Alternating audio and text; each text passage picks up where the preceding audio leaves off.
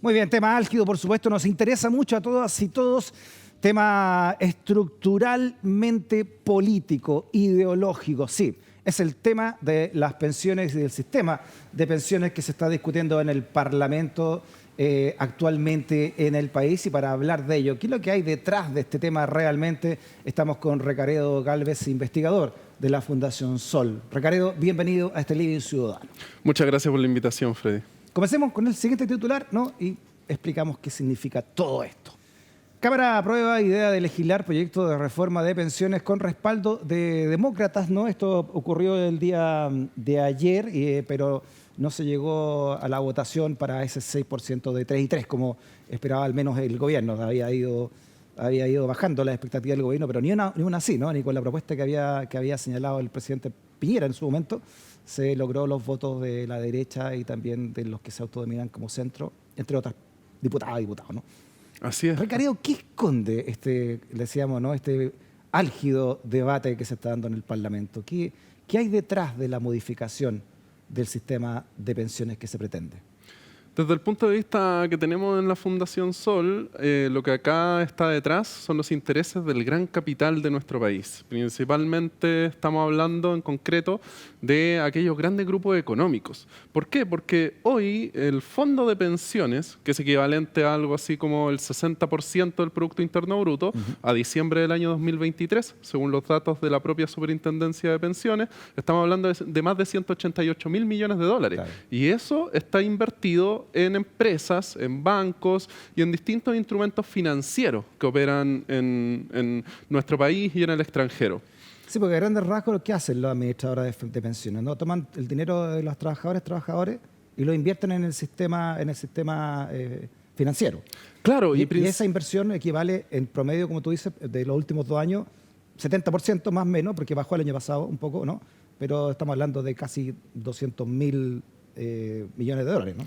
Claro, o sea, ¿qué es lo que hacen las AFP? Las AFP toman la cotización de las y los trabajadores y esto es invertido en las grandes empresas de nuestro país. Eso es muy importante tenerlo presente, en las empresas que se cotizan en el índice de acciones que es el IPSA y que en gran medida esto, ¿qué es lo que ha permitido?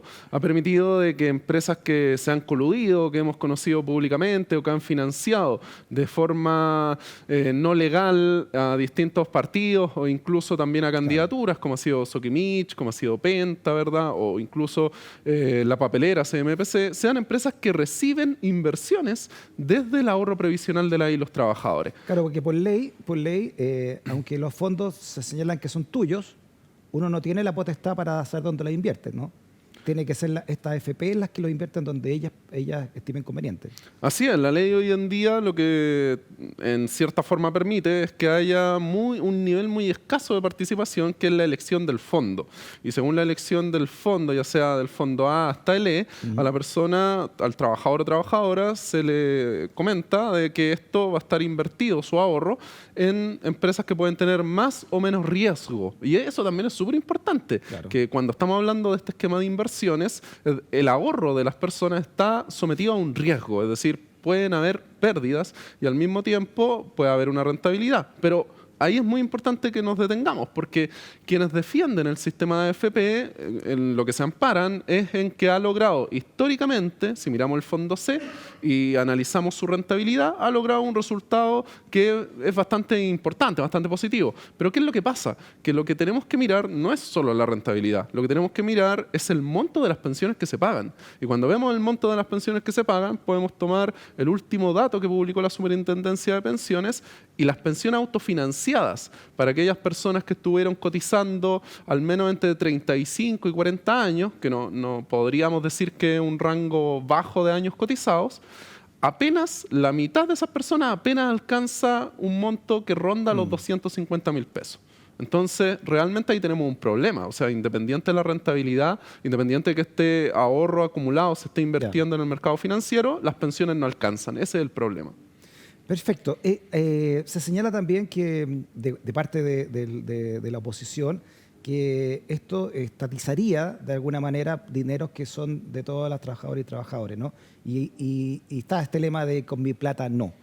¿Qué te parece a ti el concepto de solidaridad que se estaría aplicando y qué significa este revés que tiene el gobierno de este 3 y 3, ¿no? ¿Hacia dónde iría este 6% adicional entonces?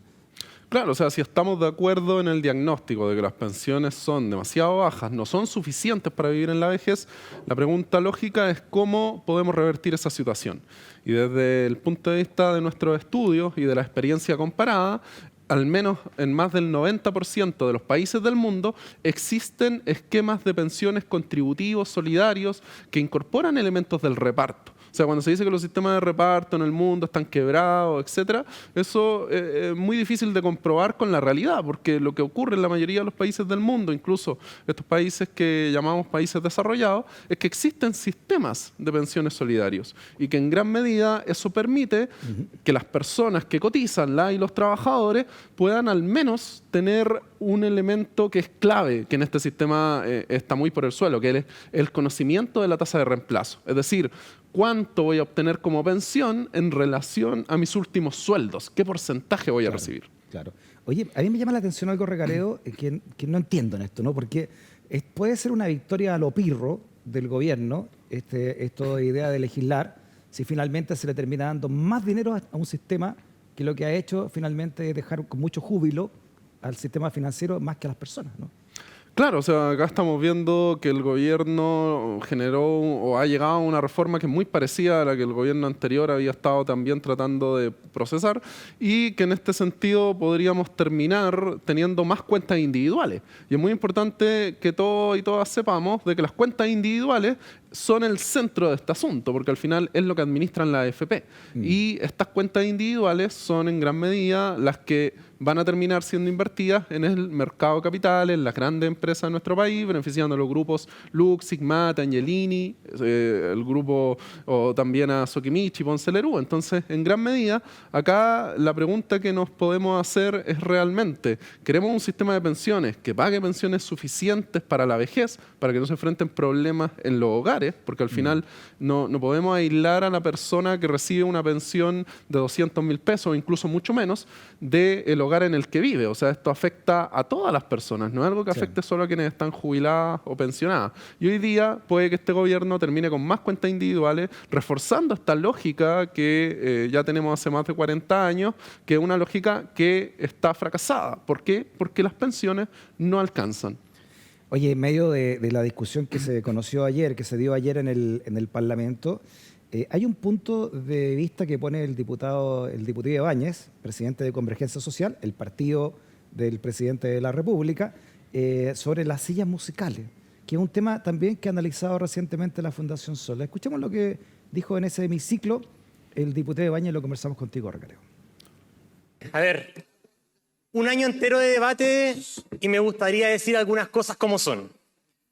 Con cariño, diputados del Partido Demócrata, no se dejen iluminar por la senadora Jimena Rincón, exdirectora de AFP Provida, porque ustedes aquí, ustedes no tienen conflicto de interés y el gobierno sí acogió su propuesta de 3 y 3 completita. Ustedes la pidieron y el gobierno, ¡pum!, la timbró.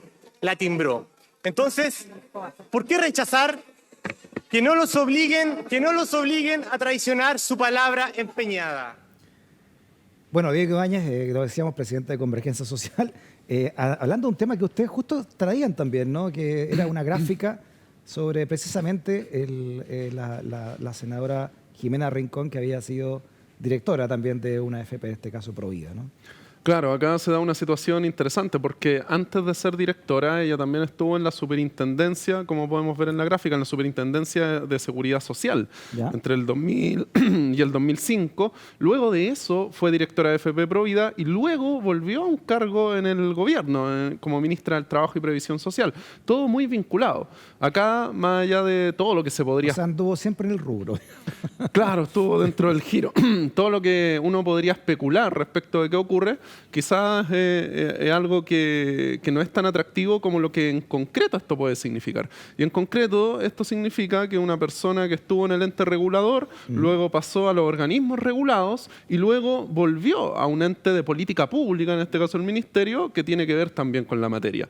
Entonces nos preguntamos, por un lado, ¿pueden existir otras alternativas para organizar este tipo de gestión, para supervigilar realmente los propios trabajadores y trabajadoras incentiva este tipo de acciones, este tipo de Y en movimientos. democracia comparativa, los países más desarrollados, ¿cómo lo hacen? ¿Cómo, al Hay- respecto? Me imagino que hay periodos donde no puedes participar de un lado a otro, ¿no? Claro, hay distintas experiencias. Por ejemplo, España hasta el año pasado estaba discutiendo esta materia. Son muchas veces materias difíciles de consensuar, pero en Estados Unidos hay normas que en gran medida impiden que quienes hayan estado en niveles de presidencia o vicepresidencia de alta jerarquía pasen a ocupar cargos directivos en empresas sobre las mismas materias, es decir, hablando de lo mismo. Y ahí estamos, como tú lo decías, o sea, estamos mirando a uno de los países que es referente en el capitalismo actual. Entonces, podemos preguntarnos por qué acá no hemos problematizado esta situación, y desde nuestro punto de vista, este tipo de regulaciones es muy importante que también nos dejen entrever que acá hay un sistema de unos pocos y unas pocas. O sea, al final... Se parece- crea una elite que defiende a la elite, en el fondo, ¿no? se crea, se como tú recluta. dices, se crea, podríamos decir, un grupo de defensa de los intereses del gran capital. O sea, tenemos un grupo de élite preparado, altamente burocratizado, con redes en los distintos espacios, que lo que defiende, al final del día, es el interés de los grandes grupos económicos. Oye, Recaredo, hace un tiempo, ¿no? Un par de años, no sé, invitamos al entonces Contralor General de la República, Jorge Bermúdez, a una conversación en este Ley de un Ciudadano, aquí en Esto Disponible, y hablamos de este tema. Y él nos contó una anécdota muy interesante que él vivió en su doctorado en Alemania, de parte de un profesor de la Universidad de Geyser, que le dijo lo siguiente respecto de lo que tú estás hablando. Mira. Corrupción. Sí, eso fue una de las primeras reuniones que tuve con el profesor que me recibió en Gießen, en una Ya. ciudad universitaria en el centro de Alemania. El profesor se llamaba Klaus Lange, que murió el año pasado. Y él, en esa entrevista, en esa primera reunión, yo, claro, quería parecer como que era una persona que era activa, que hacía cosas, que era importante. Ya. Y le conté lo que hacía, porque él me preguntó qué hacía. Y yo le dije, bueno, hago clase en la universidad, trabajo, en ese tiempo yo trabajaba en el Consejo de Defensa del Estado. Y cuando puedo, le dije, además trato de llevar algunos juicios, algunos casos. Me dijo, muy bien, me dijo, eso en este país se llama corrupción. Porque acá el funcionario es solo funcionario, el profesor universitario es solo profesor universitario, y el que quiere ejercer la abogacía es abogado, pero no se pueden juntar las tres cosas. Mira, el banquero es banquero. Exactamente, porque si no hay conflictos de intereses. Exacto. No puedes. Y es o sea, yo diría que ese es uno de los problemas que tenemos en nuestro Estado en Chile. Eso le dice el profesor de la Universidad de Gießen, ¿no? Esto aquí es corrupción. Aquí en Chile no es corrupción esto. Claro, Porque acá- aquí se presentan, disculpa, muchos académicos con título académico hablando un tema, pero no dicen que además de ser académico, trabaja para un fondo o tiene dinero invertido en el sistema financiero o trabaja para grandes grupos económicos, ¿no? Se presentan como académicos. Claro, eso ha ocurrido, y nosotros en la Fundación Sol también hemos realizado investigaciones donde hemos analizado estos puntos.